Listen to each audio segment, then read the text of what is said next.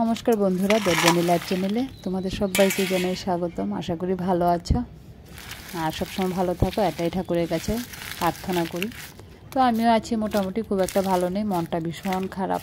কেননা মোবাইলে জানি কি হয়েছে বুঝতে পারছি না, জানি না এই ভিডিওটা তোমাদের হাতে পৌঁছবে কি না। তো যদি পৌঁছায় তাহলে তোমরা জানতে পারবে যে আমার কি সমস্যা হচ্ছে। যদি কেউ জানো আমাকে অবশ্যই কমেন্টে একটু জানিয়ে দিও, তাহলে আমি খুবই উপকৃত হব।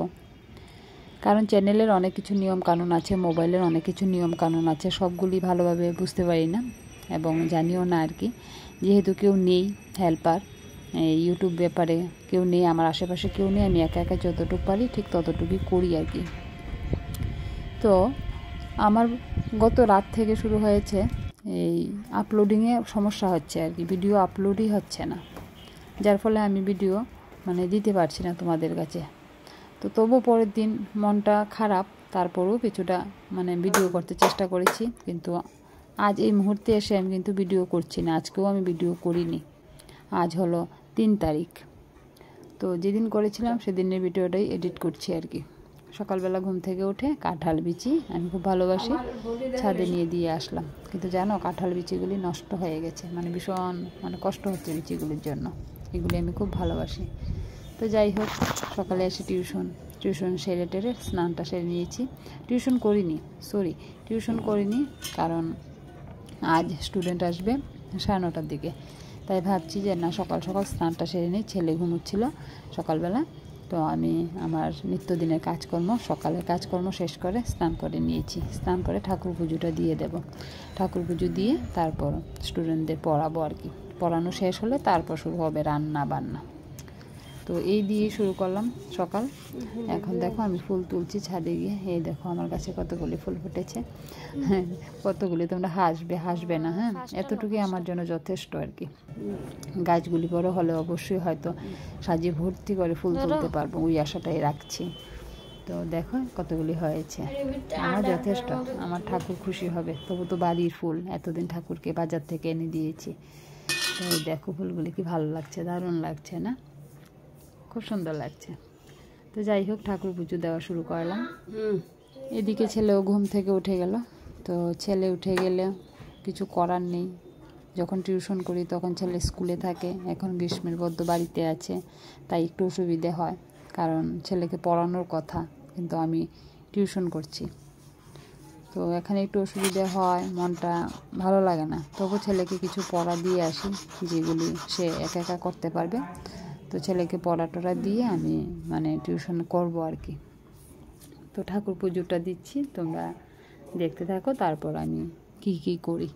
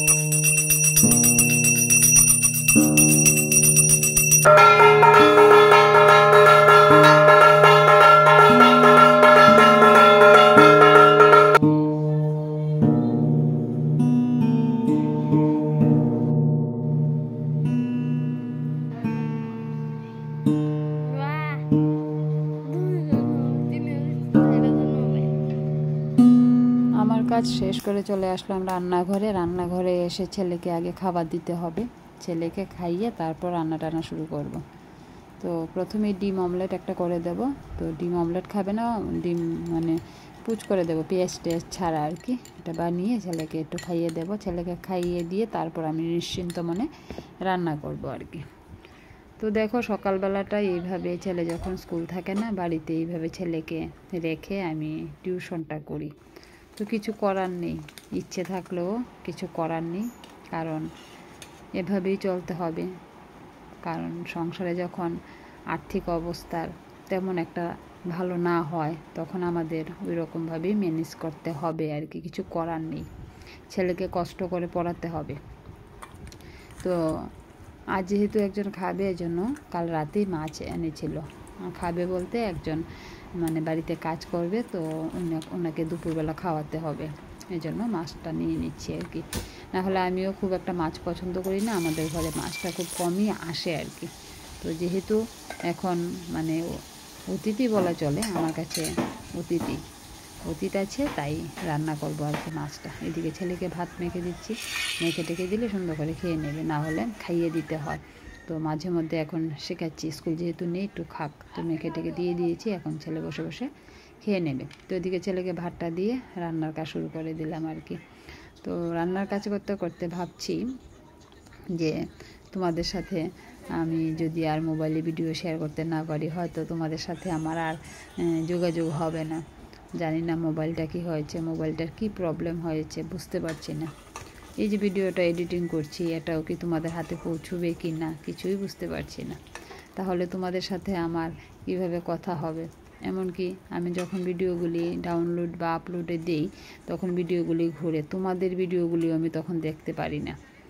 তো তোমাদের সাথে কথা বলতে ইচ্ছে করে বা তোমাদের ভিডিওগুলি দেখতে ইচ্ছে করে, কিন্তু তখন কিছুই হয় না। মোবাইলে শুধু দেখায় মানে ঘুরছে এরকম কিছুই আসে না, ঘুরছে।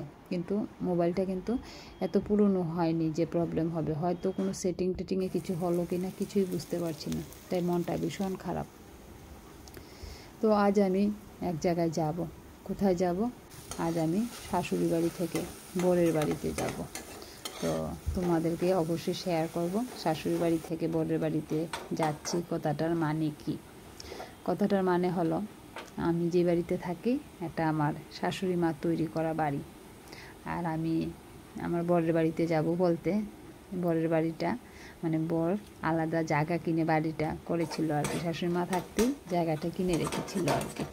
তো জায়গাটা পছন্দ হয়েছিল, এই জন্য জায়গাটা কিনে রেখেছিল। তো আপাতত আমাদের যেহেতু কোনো ইনকাম সোর্স নেই, তো ওখানে আমরা কোনো রকম একটা ঘর তুলেছি আর কি। ঘর তুলেছি সবার থেকে মোটামুটি হেল্প নিয়ে, নিজে যা আছে তা দিয়ে, তারপর সরকার থেকেও ঘরের টাকা এসেছিল, ওই সব টাকা মিলিয়ে আমরা একটা ঘরের ব্যবস্থা করেছি। তো আমাদের ঘরের সাথে আবার আছে আমার মাসির শ্বশুরের ঘর, দুজনের ঘর একসাথে আমরা কমন ওয়াল দিয়ে তুলেছি আর কি। তো ওই বাড়িতে টুকটাক কাজ থাকে, আর ঘরগুলি আমাদের দুটো রুম আমরা ভাড়া দিয়ে রাখি আর কি। তো সবসময় ভাড়াটিয়া থাকলে কোনো চিন্তা থাকে না, কিন্তু ভাড়াটিয়া সবসময় থাকে না, আজ আসলে তো কাল চলে যায়, বদলির ক্ষেত্রে ওই রকম হয় আর কি। তো যেহেতু ছেলে আছে, ছেলের পড়াশোনা চালাতে হবে, ওই জন্য আমাদের দোকান আর ঘর ভাড়ার উপর নির্ভরশীল আর কি। তো ঘর ভাড়াটা ছেড়েই দিতে হয়, কারণ 6-7 মাস ধরে একটা ঘর তো খালি আছে, দুটো ঘরই খালি ছিল, তো ইদানিং এসেছে আর কি। তো আসার ফলে কি হয়েছে, আমাদের কিছু কাজ আছে, তো এই কাজগুলি করার জন্য একজন লোক থাকবে, কাজ করবে আর কি। তো ওনাকে আজ মানে দুপুরবেলা আমাদের ঘরে খাইয়ে দেব, বা ওনাকে আগেও যখন উনি আমাদের এখানে কাজ করতেন তখন ওনাকে খাইয়ে দিতাম। তো ওনার জন্য রান্না করছি, আর আমি দুপুরবেলা নিয়ে যাব। তো টিউশন সেরে তাড়াহুড়ো করে আমি রান্না করছি, রান্না টান্না সেরে তারপর খাবারটা নিয়ে ও বাড়িতে যাব। তো ও বাড়িতে গিয়ে আমি কী করব এটা অবশ্যই তোমাদের সাথে শেয়ার করছি, তোমরা দেখতে থাকো, পুরোটা ভিডিও দেখবে, স্কিপ করে যাবে না প্লিজ। স্কিপ করে গেলে আমার হবে না, আমার ভিডিওটা পুরো দেখো, আমি কারোর ভিডিও কিন্তু স্কিপ করে দেখি না। তো এইভাবে সবাই সবার পাশে থাকবে, সবার সাথে মিলে থাকবে, তাহলে দেখবে নিশ্চয়ই সাকসেস পাবে।